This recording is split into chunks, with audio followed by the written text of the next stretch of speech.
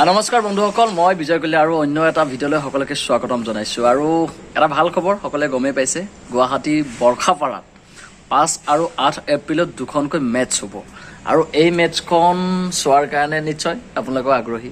বিভিন্ন জেগাৰ পৰা মানুহবোৰ আহিব চাবলৈ। আৰু আপোনালোকে বিশেষকৈ গুৱাহাটীত প্ৰথমবাৰৰ বাবে এখন IPLৰ মেটচ চাবলৈ পাব, তাকো বৰ্ষাপাৰা ষ্টেডিয়ামত। গতিকে খুব ভাল কথা, অসমৰ কাৰণে গৌৰৱৰ কথা, গুৱাহাটীৰ কাৰণে গৌৰৱৰ কথা। গুৱাহাটীত দুখনকৈ মেটচ হ'ব। ৰাজস্থান ৰয়েলছৰ এইখন হোম গ্ৰাউণ্ড হ'ব। আৰু ইয়াত প্ৰথম যিখন মেটচ আছে 5 এপ্ৰিল, সেই 5 এপ্ৰিলৰ মেটচখন অনুষ্ঠিত হ'ব ৰাজস্থান ৰয়েলছ আৰু পাঞ্জাৱ কিংছৰ মাজত। প্ৰথমখন মেটচ আৰু দ্বিতীয়খন মেটচ ৰাজস্থান ৰয়েলছ আৰু দিল্লী কেপিটেল, এই দুখন মেটচ হ'ব। গতিকে এই দুখন মেটচত কেনেকৈ আপোনালোকে টিকট পাব, ক'ত টিকট পাব, কিদৰে আহিব লাগিব, গোটেই কথাখিনি ক'ম। আৰু কেনেধৰণে ইয়াত প্ৰেক্টিচ চলিব, আজি গোটেই কথাখিনি ক'ম। গতিকে ভিডিঅ'টো শেষলৈকে চাই থাকক।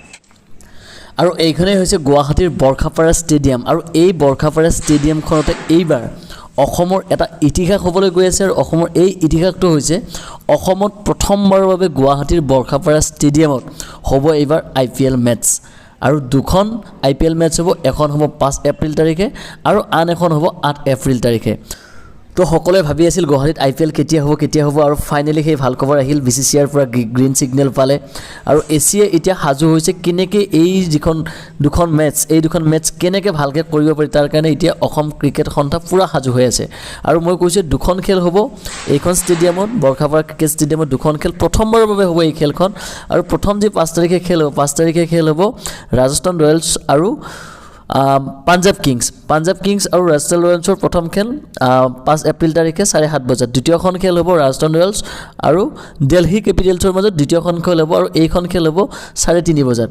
গতিকে এতিয়া খুব এক্সাইটেড আৰু সঁচাকৈ খুব ভাল লগা কথা, কাৰণ প্ৰথমবাৰৰ বাবে গুৱাহাটীত IPL হ'ব। গতিকে আজিৰ পৰা তেওঁলোকে 5 দিনীয়াকৈ প্ৰেক্টিচ তেওঁলোকে আৰম্ভ কৰিছে। ৰাজস্থান ৰয়েলছে যিহেতু এইটো হোম গ্ৰাউণ্ড হ'ব, গতিকে প্ৰেক্টিচ আৰম্ভ কৰিছে। আৰু 5 মাৰ্চৰ পৰা 10 মাৰ্চলৈকে যিহেতু তেওঁলোকে প্ৰেক্টিচ কৰিব, গতিকে এই ক্ৰিকেট ষ্টেডিয়ামত বহু নামী দামী তাৰকা খেলুৱৈ আপোনালোকে দেখিবলৈ পাব। ৰাজস্থান ৰয়েলছৰ টীমতো বহুকেইগৰাকী তাৰকা খেলুৱৈ আছে, সঞ্জু চেমছং, জছ বাটলাৰ, কেইবাগৰাকী তাৰকা খেলুৱৈ আছে। পাঞ্জাৱৰ দলটোতো কেইবাগৰাকী তাৰকা খেলুৱৈ আছে। গতিকে আপোনালোকে খেলখন উপভোগ কৰিলে নিশ্চয় তেওঁলোকক দেখিবলৈ পাব। আৰু আজিৰ পৰা যিহেতু প্ৰেক্টিচ আৰম্ভ হৈছে, কিন্তু মেইন যি প্লেয়াৰ তেওঁলোকৰ আছে, মানে টপ যিকেইটা বেটছমেনেই হওক, বলাৰ হওক, তেওঁলোক অহা নাই, কাৰণ তেওঁলোকৰ যিহেতু খেল বাহিৰত হৈ আছে এতিয়া। গতিকে এই আন যিসমূহ খেলুৱৈ আছে, তেওঁলোক আহি আৰম্ভ কৰিছে প্ৰেক্টিচ তেওঁলোকে। আৰু খুব সুন্দৰকৈ বলিং, বেটিং বা ফিল্ডিং চব তেওঁলোকে প্ৰেক্টিচ আৰম্ভ কৰি দিছে। আৰু আপোনালোকে যদি খেলখন চাবলৈ আহে, তেতিয়াহ'লে টিকট ক'ত পাব? সকলোতকৈ ডাঙৰ কথা হৈছে টিকেটৰ কাৰণে সকলোৱে এইবাৰ বহুখিনি টিকেটৰ ক্ৰাইচিছ হ'ব, কাৰণ প্ৰথমবাৰৰ বাবে যিহেতু IPL গুৱাহাটীত বা অসমত হৈছে। গতিকে টিকট আপোনালোকে বুক মাই শ্ব' এপছত পাব। বুক মাই শ্ব' এপছটো আপোনালোকে চাই থাকিব। আৰু তাত নটিফিকেশ্যনৰ কাৰণে আপোনালোকে আগতে ৰেজিষ্টাৰ কৰি থৈ দিব পাৰে, তেতিয়া আপোনালোকৰ তাত নটিফিকেশ্যন নিজে গুচি যাব। গতিকে আপোনালোকে বুক মাই শ্ব'ত গোটেইখিনি চাই থাকিব, সেই নটিফিকেশ্যনখিনি আপুনি পাই যাব।